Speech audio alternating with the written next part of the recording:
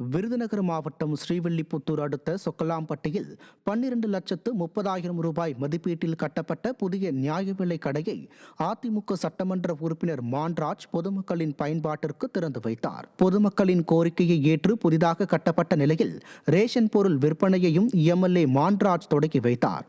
இந்நிகழ்ச்சியில் அதிமுக ஒன்றிய, பேரூர் மற்றும் கழக நிர்வாகிகள், பொதுமக்கள் கலந்து கொண்டனர். கடலூர் மாவட்டம் காட்டுமன்னார் கோவிலில் தமிழ்நாடு கிராம நிர்வாக அலுவலர் சங்கத்தினர் கண்டன ஆர்ப்பாட்டத்தில் ஈடுபட்டனர்.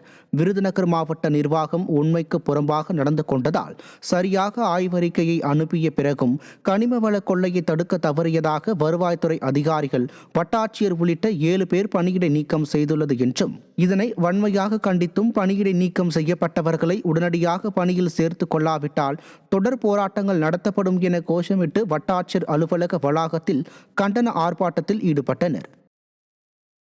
கடலூர் மாவட்டம் சிதம்பரம் அண்ணாமலை பல்கலைக்கழக பேராசிரியர்கள் ஸ்டாலின் அரசை கண்டித்து ஆர்ப்பாட்டத்தில் ஈடுபட்டனர். ஆசிரியர்களுக்கு வழங்கப்பட வேண்டிய 7வது ஊதியக்குழு நிலுவைத் தொகையை உடனடியாக வழங்க வேண்டும் என்பன உள்ளிட்ட 5 அம்ச கோரிக்கைகளை வலியுறுத்தி ஆசிரியர் கூட்டமைப்பு சார்பில் கவன ஈர்ப்பு ஆர்ப்பாட்டம் நடைபெற்றது. இதில் 200க்கும் மேற்பட்ட பேராசிரியர்கள் பங்கேற்று ஸ்டாலின் அரசை கண்டித்து முழக்கங்களை எழுப்பினர்.